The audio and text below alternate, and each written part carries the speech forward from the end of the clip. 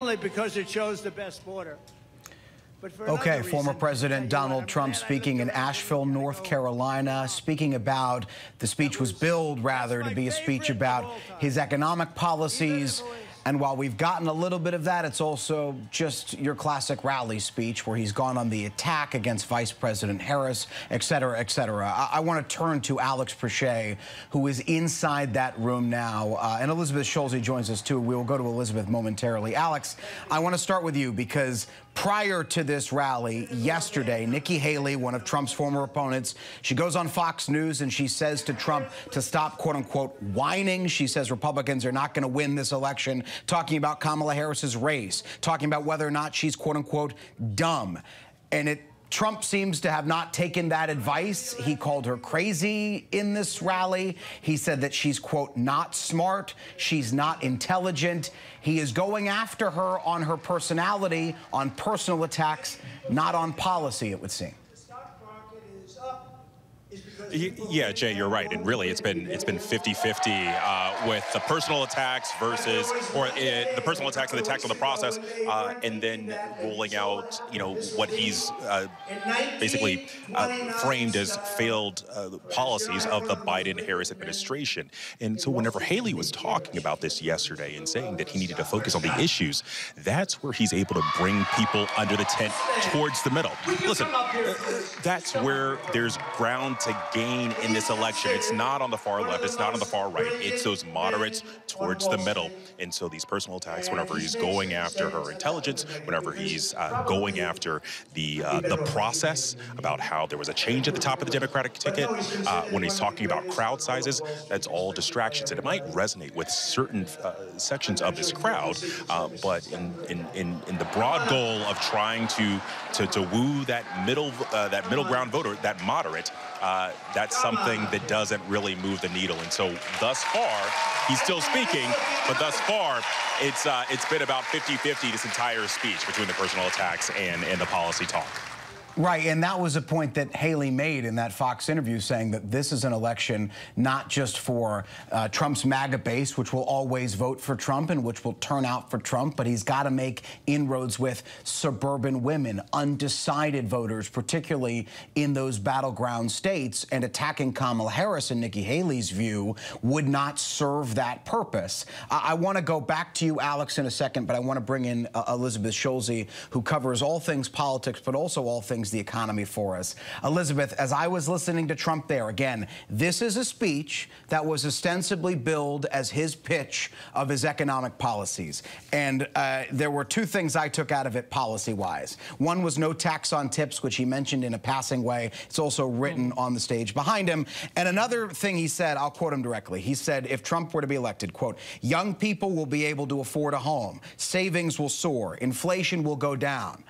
But then he didn't finish that sentence and say how he would do that. Have you heard any policy prescriptions so far? For those of us hoping for some explicit policy details, Jay, this was definitely disappointing, at least so far, because when both former President Trump and Vice President Harris talk a lot about bringing down costs, but we want to see exactly what that's going to take. And the fact is, when you look at the data today, and we have fresh inflation data that really gives a picture of where prices are in the economy. The inflation rate today is at 2.9% annual inflation. That is the lowest level in more than 3 years. Inflation did peak at 9% under Joe Biden, as former President Trump made clear it was high under President Biden. That is not the highest it's ever been. That was a false claim from former President Trump. We had seen almost double that rate a couple of decades ago. The other clear point that former President Trump made here that was just frankly false, Jay, was on unemployment. He talked about when he left office, when former President Trump left office, he said the economy was in a much stronger position than it is now with the jobs market. The unemployment rate when Trump left office was 6.4%. Today, we're looking at a 4.3% unemployment rate. That's a lot lower. What that means that today, there are broadly more people who are able to get a job than there were at that time. So this was an example where former President Trump was picking and choosing some of the data points that he wanted from his administration. I think it's also really important to keep in mind, if you even want to go back exactly 4 years ago, a much worse economy. We were still in the throes of the pandemic then. So a lot of the economic record that former President Trump is choosing to tout here, he's picking those facts a lot of them are not reality compared to the picture that we're looking at today. And speaking of the picture we're looking at, I think he's making an inflation or a shrinkflation point. He's holding up a box of Tic Tacs while you were speaking there, Elizabeth.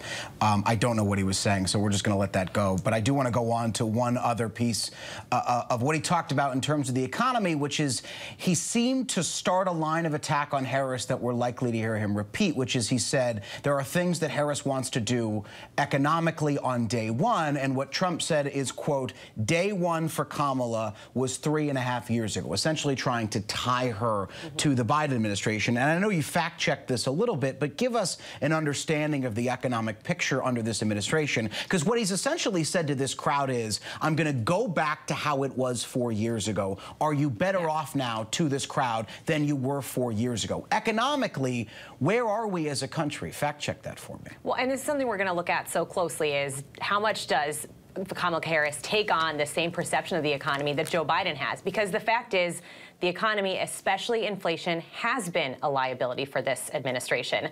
Prices, the former president is correct that inflation overall is up 19.4%. I did the math right before this, Jay, since Joe Biden took office. So that means that the level of prices that you pay are still a lot higher today than they were 4 years ago. And that is something that we have heard when you go out and talk to voters, when you talk to households, and even when you talk to companies, that is something that they feel, especially when you look at, say, grocery prices. They're up 21%. Restaurant prices also up. Rent, another big culprit, up about 22% in that time. So even though we have seen this easing in costs, they're not going up as fast, the overall level is still higher than it was, and that's something we are undoubtedly going to try to hear the former president still continue to say. The counter argument that we are now hearing emerge, at least from the Biden administration, is yes, but at the same time, wages have gone up. And so I do just want to put this in context for you. When you look at the numbers, just think about a dollar amount. Inflation, the typical household spending $900 more, $905 exactly, according to Moody's Analytics, for the same goods and services as they were 3 years ago because of inflation. So if you buy all the same stuff every single month that you were 3 years ago, it's going to cost you $900 more every month. But for the typical household, the average income is up $1,073 during that time. So what that does mean is that you can't really just look at prices in a vacuum like that. If your wages and your salary is also going up, that does help offset some of those higher prices. Elizabeth Schulze, thank God we have you to do the math for us, because I got into television journalism not to do math. Alex, very quickly to you, before we let everyone go here. We have seen Trump also talk about President Biden. He said that Biden was, quote unquote, usurped. He talked about the Democrats that pushed Biden off the ballot because they didn't think he'd have a good chance of beating Trump in November. It seems like every time Trump brings up Biden, he also talked about the money that he spent on Biden already in this campaign, Trump did just moments ago. It seems like every time he talks about Biden, he seems to be hearkening back for the way this race was just a few weeks ago. Well, and this also kind of underscores, again, what Nikki Haley was talking about yesterday, right? I mean, he talked earlier today about spending $100 million against a candidate he's no longer running against, and the frustration that's attached to that. He also talked about Biden being angry. He characterized him as angry about him being basically forced out of not being able to run for a second term. I should note that the president has full-throatedly endorsed his vice president in this race, and there's no evidence of this, but this is a narrative that that Trump has now shifted to, and in trying to highlight that this has been an unfair process. But again, it doesn't necessarily move the needle on bringing people under the tent from the middle. Certainly, you know, with his staunch supporters, that resonates with them, and that's something that's going to draw applause. But whenever it comes to getting those voters towards the center, I don't know that that's something that really resonates with that crowd.